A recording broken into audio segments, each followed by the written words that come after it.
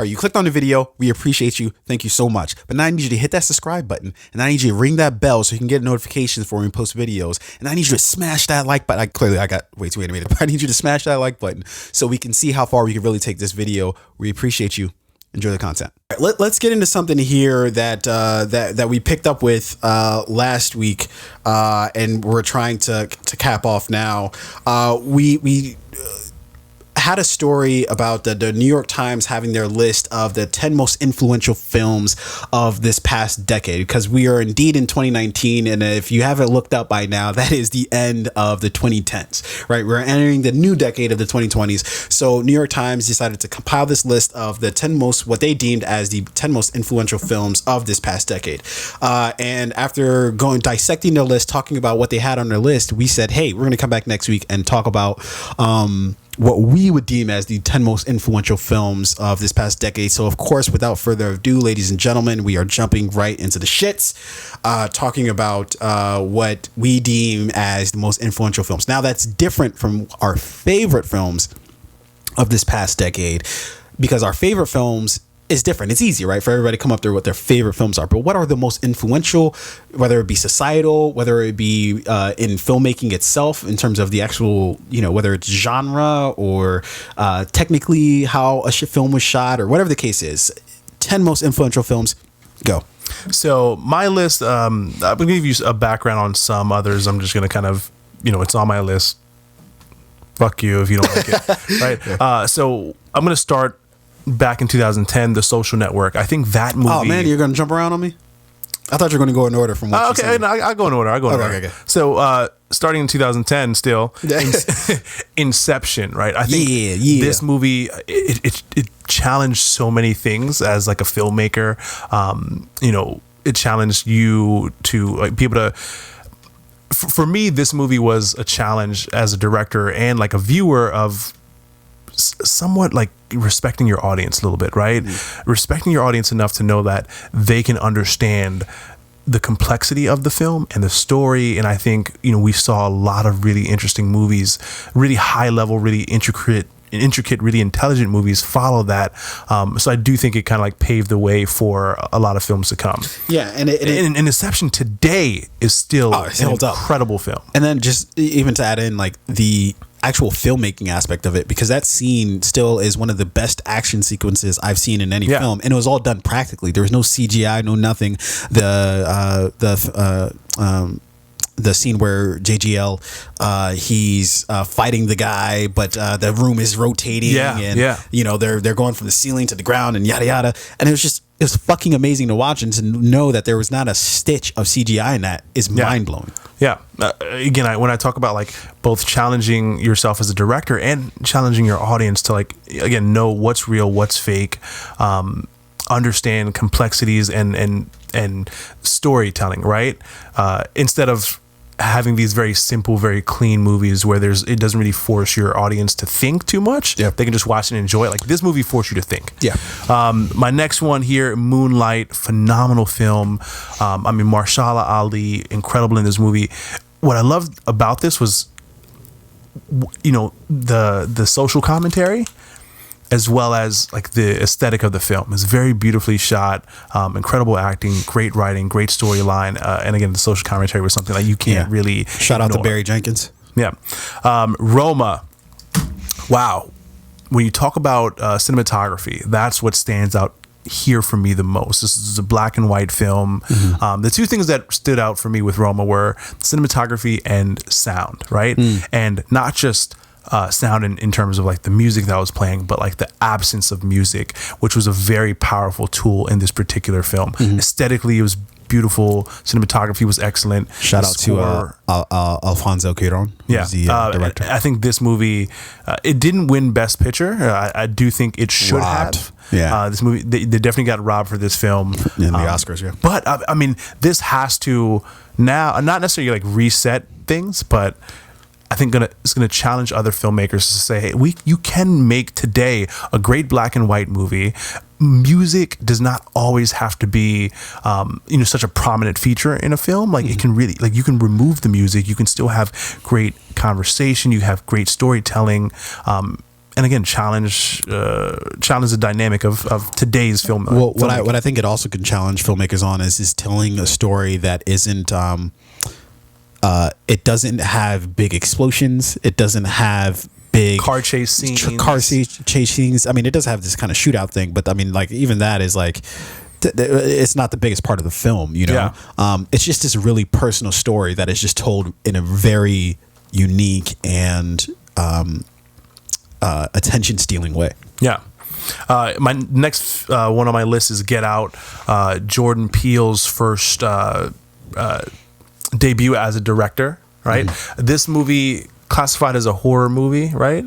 I don't think this movie was like the true horror that we're used to or that we were anticipating, but this was more of an like intellectual psychological thriller, right? Again, force you to think. It kind of again not necessarily reset anything, but changed the way that a lot of people view horror films. Like it can be scary mentally and socially, right? There was a lot of social commentary in this film. That like we haven't really seen before in a horror movie, and it was just a great movie. Yeah, good original story. Yeah, so The Social Network again. What I really liked about The Social Network during the time that it was made, it shows that you can tell a story about something that's currently happening. Like Facebook was happening now, right? And they told that story in the moment. In a very detailed way, in a very accurate way, right? With great acting, great writing, great casting.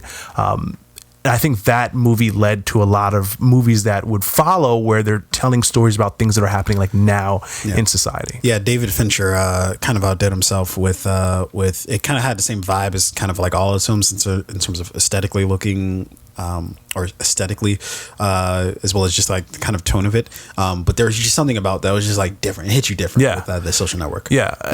And to this day, I wonder like when that film came out, right? Mark Zuckerberg was watching it for the first time. Like you have to wonder what was going through his head as this was happening. Again, because it was happening now. First thing that had to be going through his head was Eisenberg? Really? Yeah.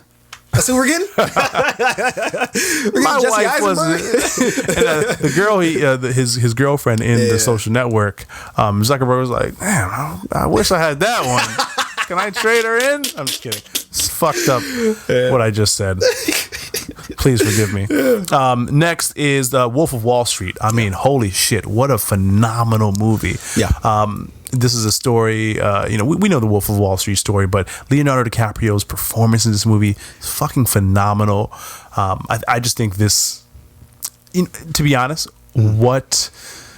how is this movie so influential? I'm not. That's the part of it that I struggled with. The reason why, because I thought it was a great movie too, right? But then I kept thinking like, well, how does it change anything? Like even for Scorsese, doesn't really change anything. I mean, it's cool, but yeah. So I struggled with this one, but I'm still going to keep it on the list because it was such a phenomenal movie. And I don't even know if this movie would make my favorites list, but in terms of influence, I do. And I would still keep it on this list. Might just need more time to think about it. Anyway, like I said, fuck off if you don't like it. Star Wars The Force Awakens.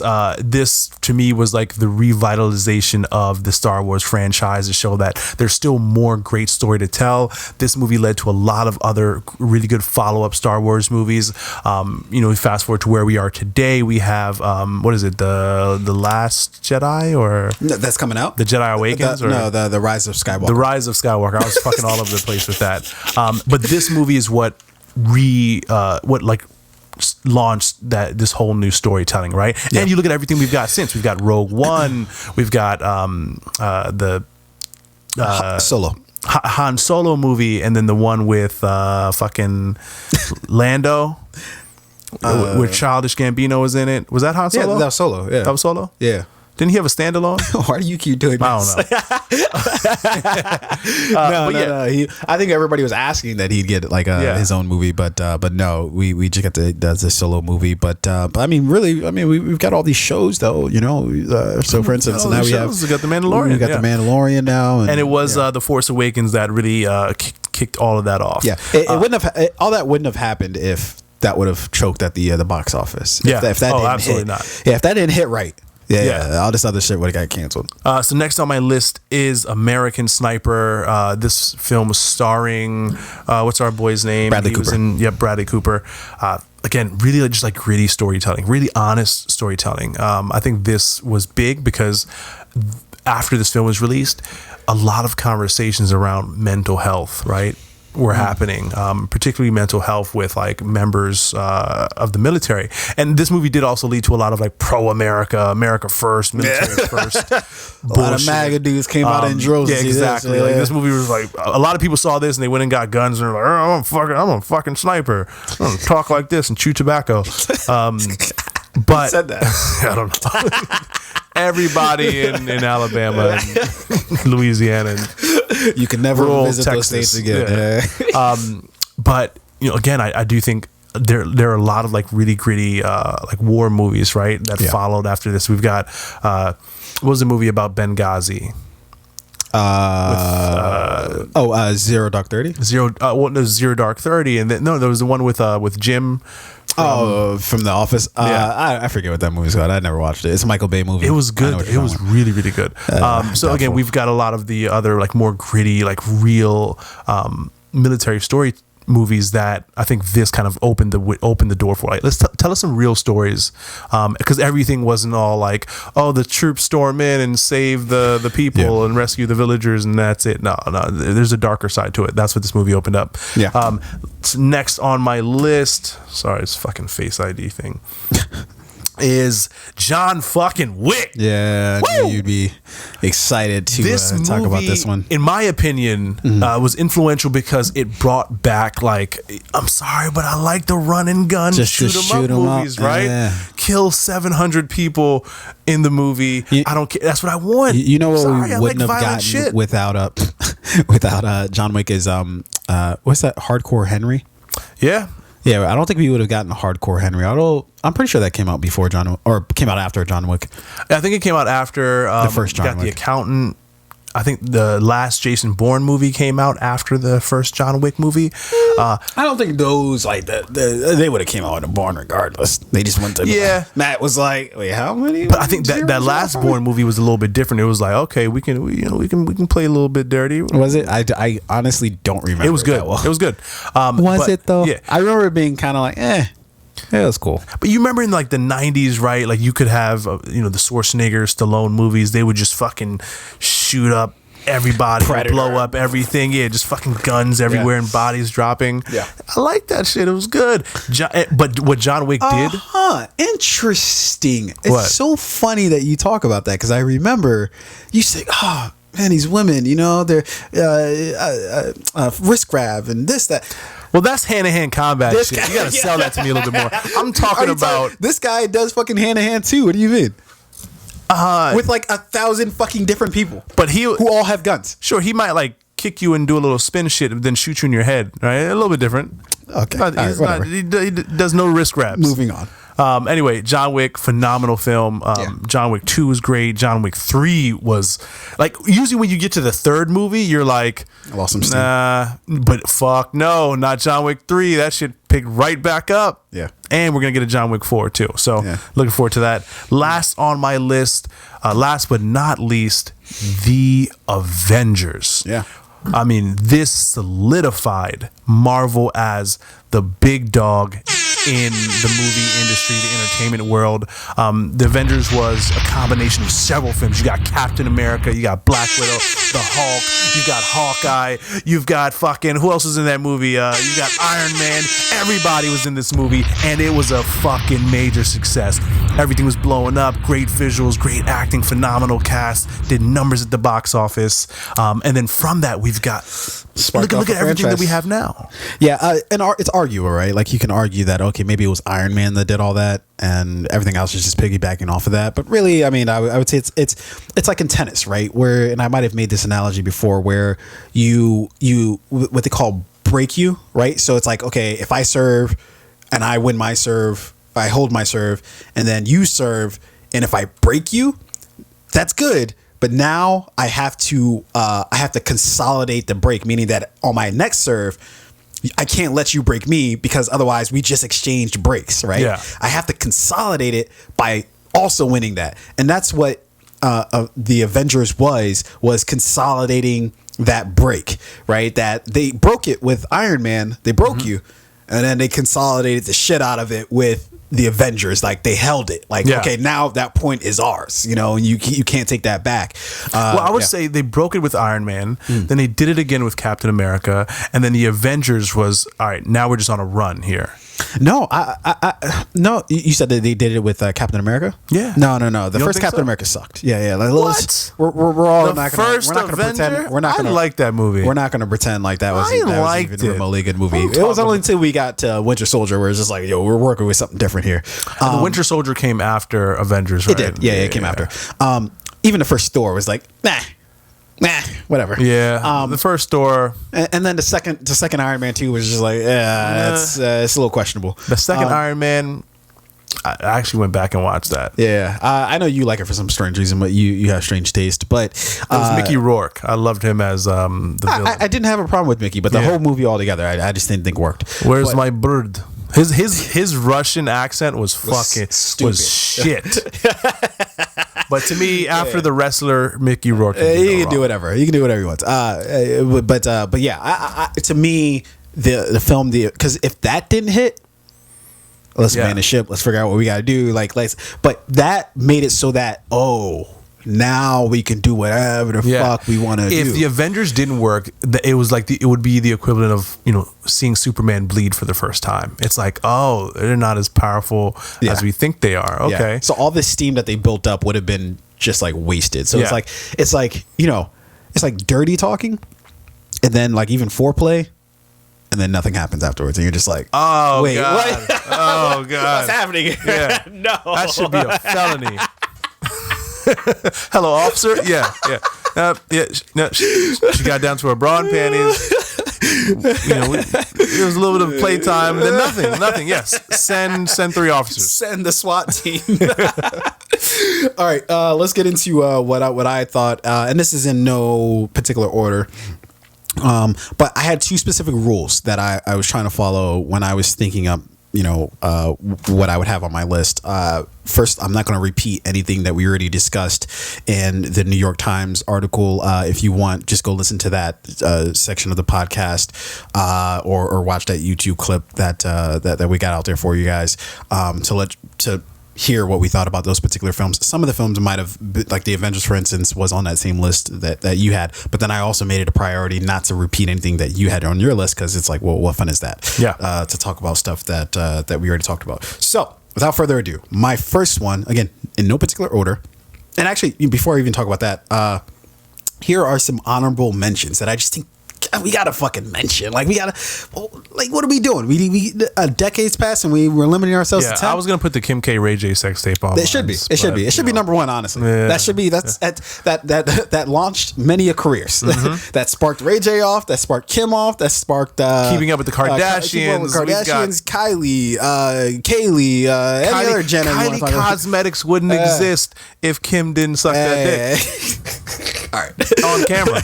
All right, just some. She just got 600 mil. I am going to Ray zoom J past should this. get half. You're way too excited. I want to zoom past this. Again, just a rundown of just what I thought were fucking very influential films. Creed, without, like, come on, the Rocky franchise was dead in the water. We thought that we just never get anything again. And then we got Creed, which was a breath of fresh air. Hell or High Water, I thought just was a phenomenal fucking film. Really sort of but reinvigorated this whole sort of Western sort of film. We had La La Land. Thought that was incredible. If we and I'll talk about something that is in relation to La La Land in my actual list. Her, Inception, which you already had on yours. I wanted to put Her on my list. Her was incredible.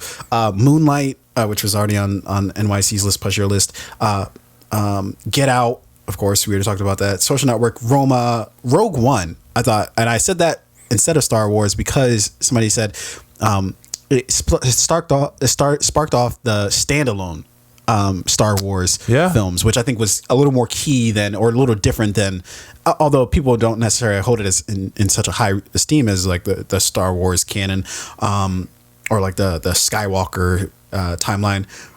But Rogue One was, I think, important. One that I don't think you've seen was Before Midnight, which is the conclusion to the Before Sunset. Don't tell me what I haven't seen. You haven't seen I didn't see it. Yeah, no. I thought, but that's for me to decide. fair enough. probably the best trilogy I've ever seen. But it's not the trilogy like we're thinking of like a John Wick or any, like it's just this really quiet, these conversations between Julie Delpy and Ethan Hawke, and directed by Richard Linklater. Best trilogy that I can think of. We have The Revenant. I thought that was one that we missed out on. Shit. Manchester by the Sea, which was the best film that I saw that year. I think that was 2016. Hands down the best film I saw that year. Didn't think that was up against Moonlight as well as La La Land. I thought by hands down Manchester by the Sea should have won that And year. to be honest, I think that movie would have made a lot more lists if it wasn't like, the whole Casey Affleck, controversy. That's probably true. Whenever there's controversy around like a project or a film, it's going to be taken off a lot of lists, even though really those two things should be entirely separate. Absolutely. One that hold on, let me just make sure it's not on my actual list. When did Gone Girl? That was literally the next one on my list. Okay. But I just wanted to make sure it wasn't on my actual list because I forgot which. I'm looking at two different lists here, but yeah, Gone Girl, another David Fincher fucking masterpiece. Then I have The Perks of Being a Wallflower. Really, this quiet meditation on mental illness as far as teenagers go. Lady Bird. I thought was fantastic. The first outing from Greta Gerwig. I thought it was just a great. Look, I didn't necessarily identify with it in terms of like it had like the relationships and things like that necessarily I identified with, but I could see how to a lot of suburban white women. I'm sure that spoke exactly to them. Yeah. And then of course I had Black Panther, Ex Machina, Tangerine. As well as The Florida Project, both films by Sean Baker, I thought were just amazing. And Tangerine's unique because it was all shot on an iPhone. I thought that was fucking unique. Yeah, I remember that one. And then I have The Big Short, which I thought was a very Big Short was a great film. one. Yep. And then The Avengers and of course Bridesmaids, which we already covered it with the New York Times list. Okay, without further ado, let me talk about the films that I believe are most influential of this past decade. First one, It Follows. I thought It Follows was enormously influential because it reinvigorated the horror franchise. I think the horror franchise at that point was stale. We just got so much of the same shit. It's just paranormal activity after paranormal fucking activity. And then It Follows comes along. And then all of a sudden you have this new sort of, it's not fresh in what it did, but it reinvigorated a franchise or a genre that was just so stale with the same thing. Right. Yeah. And look, when I watched It Follows, I was like, I mean, this is kind of scary. And it actually was genuinely scary at times. But what really made sort of the difference was like the soundtrack. It had this really sort of like 80s sort of throwback slasher film kind of soundtrack, as well as like the themes they dealt with and just the idea of it. It was just like this unique thing that I think that was just the right combination of old shit with new shit. That I think just hit. And everybody was talking about it as like, oh my God, this is amazing. I didn't think it was that amazing, but I can respect the fact that it was that influential. And it spurned off a lot of these other films that we're watching even to this very day. Yeah. Okay. The next film I've got is, again, this is in no specific order, but if I had an order, this would probably be number one. Birdman. Holy fuck. This movie by Alejandro Inarritu, who also did The Revenant, which I mentioned quickly with the sort of runners up. Birdman, I can't say enough about this fucking film. Like from the style of it to the acting in it, the to the dialogue scenes, dialogue, God. to the fact that it's Michael Keaton, who he was Birdman, he played Batman. It's just an amazing fucking film. But I think the reason why I say it's so influential is because, dude, it was all essentially, it wasn't shot like, or it technically wasn't shot one shot. Yeah. But it felt like it was one shot the entire fucking film. Yeah. Which is a feat that's incredible. And so many films have sort of mimicked this. Like, and to be fair, a lot of other films did that before Birdman, but this perfected it, and you can see like the movie 1917, which is a war movie that just came out. That sort of copies the whole idea of doing sort of a one shot sort of film. You can see how this film has had ripple effects throughout cinema. In the years following. And the thing about this film is like, again, that single take, that one shot, and the way the type of camera style that they use really makes you feel like you're involved in the conversation. Absolutely. I mean, there were dialogue scenes between Michael Keaton and Emma Stone, in which you felt like you were the third person in that conversation. So as a director or a cinematographer watching this movie, you're like, I got to try some of that. Yeah. All right. And then this next film, and I mentioned one of I mentioned La La Land before, and I'm showing Whiplash right now because this was the first film from Damien Chazelle, who you had Moonlight on your list. Yep. The reason why I didn't have it on my list, because for one, it was already covered by you as well as NYT, and also. I think you can't talk about either of their careers without speaking about the other, because we had a whole their careers are forever going to be linked because of that like Tom fucking Brady fiasco. And Bill Belichick. Basically, or not even Tom, but I would say like Tom Brady and like Peyton Manning, right? Like you can't really mention Tom Brady. Michael B. Jordan and who directed Fruitvale Station again? Coogler, Ryan Coogler. Yeah. But like. So we had the whole fiasco at the Oscars where La La Land looked like it was taking home the Oscars, and then they're like, "Oh no, we got it wrong. It was Moonlight." That was I don't know if you remember that from a few years ago. But what makes it unique, I think, is that Damien Chazelle and Barry Jenkins both sort of came out with fantastic fucking films that were vastly different, but were very appreciated nonetheless.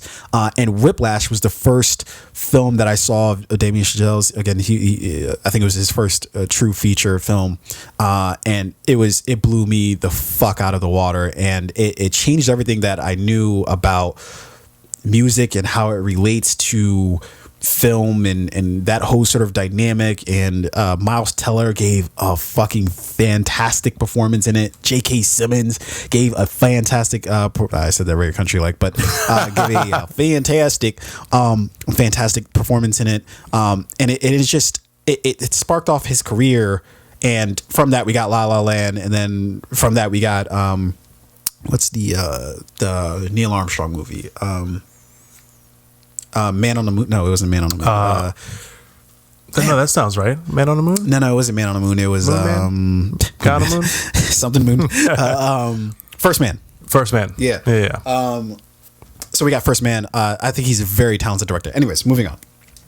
The next one I want to put The Jungle Book. The reason why I have The Jungle Book on here isn't because it's my favorite. Again, I think it's the most influential. And if we think back to this whole reinvigoration of this whole what year live did The Jungle action, Book come out again? 2015. I want to say it might have been a little earlier. Because didn't it drop on Netflix? It came out on Netflix. It had to have been 17. No, why is that? Because I remember like my daughter wanted to watch it. And well, I mean, it's oh, you know what? Never mind. That was Mowgli. Yeah, which is like the sequel, right? Yeah. I'm sorry, this was 2016. Okay. That the Jungle Book came out. But all of these live action Disney films that we're seeing now, it all started with the Jungle Book. Yeah. If we didn't get that, and if that didn't hit, we wouldn't have got any of this other shit. Yeah, we wouldn't have got Mowgli, I think Aladdin, it's been a very Lion King remake. Mulan is coming. So I think that's why it's one of the most influential films of this past decade. Again, not my necessarily cup of tea, but I can see how it should be that. The next one, probably one of my favorite ones on the list, is Hereditary. Hands down, one of the scariest films that I've ever seen. Did I see this one? Probably not. I haven't seen it yet. No. One of the scariest films that I've ever seen, but also I think we still haven't felt the full repercussions of it. Meaning that we did get Midsommar from the director, from the same director that made Hereditary. Damn it, why is his name skipping me right now? But the reason why I think it's so influential is because it changed what you would think of as a horror movie. That you go into it thinking it's one thing, and you come out thinking, no, that wasn't what I thought it was going to be. You know, and I think that's what a lot of horror films are sort of starting to catch on to, is let's not let the cat out of the bag with the trailer, with the whatever. Like, let's not let them know exactly what you're going to get with this, and I'll be damned if Hereditary didn't kind of start that trend. Yeah, and maybe that is what had led us to like Jordan Peele's Us, right? Yeah, well, because I think Us might have come out before Hereditary. Because if I'm not mistaken, then Hereditary Us led way for Hereditary. Either way, Okay, let's go to the next one. I think another very influential film of this past decade was Boyhood, and the reason why, again, not necessarily one of my favorite films of this past decade, but I think it's one of the most important. That I think this is how you tell a story over the course of time. So many people cast, and because of just practicality, right? Like you cast, like if you want to tell a story over a long period of time, you cast the person that you show as like a 12-year-old, you cast them, then you cast the older person that is not the same person at all, clearly. But that's how you tell the story. Boyhood changed that complete fucking dynamic where you're following the same person through all of these years of their life, which is the perfect way to tell a fucking story. It's the quintessential film. And I think even if you want to mimic that, you would need 12 years in order to mimic that. You know what I mean? So it's I thought it was a groundbreaking film. And I think whether I liked the story or not, or whether I thought it was a good story or not, I think it's irrelevant. Its impact on Hollywood, its impact on cinema at large, I think can't be denied. And Richard Linklater, he had a fucking great idea, and kudos to him for sticking with it and seeing it through, because that's a tough to fucking wrangle all these fucking cast members and shit for, I think every 2 or 3 years he would get them together. That's some hard shit to do. So I gotta give it up to him. Okay, one more is Greenberg. This is a lesser known film, or not even a lesser known film, but not that many people. This is one of those that I'm sure you'll say like, oh, nobody fucking seen that. You're right. But the problem is that it started a trend that we see in all these movies. I forget what we were talking about. We might have been talking about one of these films that was on the New York Times list. But this whole idea of mumblecore. I don't know if you remember that term. Yeah. Okay. This, to me at least, was the film that started mumblecore. This is the And what film was that on the New York Times list? Yeah, I'm trying to remember. I'm looking at their list right now. I can't remember what film they were talking about. Hold on, let me see if I can quickly scroll through right here. We have Blackfish. Nope, that's not it. That was a pretty solid list too. That they had. Yeah, it is. It is. Is it as good as mine? I don't think so. Whatever. Yeah, I can't find what movie that they were talking about. I don't think it was. Was it Okja? No, it wasn't that one. Yeah, I don't know. It was one of the movies you'd seen. I'd not seen this film. Really? I don't believe. I remember not seeing the actual film that they were talking about. Anyway, yeah, continue. Let's move on. Okay, so to me, the Greenberg was sort of the first start of that, because Noah Baumbach, who directed Greenberg, is sort of like the grandfather of mumblecore. Him and Greta Gerwig, who's also in this film, they kind of perfected that sort of thing, and I think that they did that with the film Greenberg. Now, he came out with a few films beforehand that I think that just weren't in this decade, but it wasn't, I think, until Greenberg where he was like really well known and really sort of got his name out there, and that kind of spawned off like a series of other films that he's done that sort of followed in that same pattern. So I think it's a very important film. The next one, I think it speaks for itself. I don't think there's really much I can say about it. What you got? Spotlight. I haven't seen this one. Come on. Think about it. Think about it for a second. Come on. Michael Keaton, Amy Adams, or not Amy Adams, Rachel McAdams. It's about the priest, about the Catholic Church. Yes. Yeah. Very important. You know what? I think I did see this one. Who else? Of course you saw it. Mark Ruffalo. Yep. Yeah. What can I say about this? It fucking shined a light on all the fuckery, both literally and figuratively, that was happening with the Catholic Church, which I tie this to, I kind of see it the same as I see The Big Short. Only this, I think, is a little more it's a little easier to understand. It's just like less complicated, yada yada. But I think they're both very important in that they have these. They're trying to capture something that happened to the world, but doing it in a very sort of clearly like a dramatic way, but in an understandable way. Like Spotlight was just a really fucking good movie. Like, forget it, the subject matter for a second. It was just a good movie, and I think when you combine the two, it's just like, well, how can you deny the effect that this thing's having? Yeah, I mean, and I think a movie like this, and I do remember this film, I led ways to, I think, a lot of filmmakers not being afraid to challenge whether it's government or big business. We've got the movie with Mark Ruffalo, Dark Waters coming out. The Report with Adam Driver. Exactly. You mentioned The Big Short. These movies that are like, hey, we're going to tell these stories about these big companies. Snowden. Snowden was a great one with Benedict Cumberbatch. Or no. No, he was in Snowden, right? No, I don't think he's in Snowden. I think you're talking about what's his name? Was it JGL? Yeah, Jason Gordon-Levitt. Sure it wasn't Cumberbatch? No. He was in. I know. I think I know what he was Julian Assange in. Yes. Fuck, I forget what the film's called, but anyway, but he was Julian Assange. Yeah. So again, we have these like.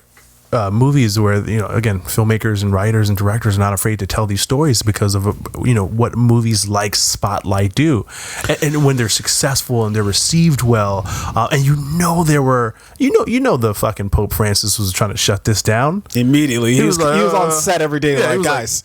He was across the street, like, shut it down, shut it. Like the sign, like, Pope Francis, Pope? Is that you? He was like, no.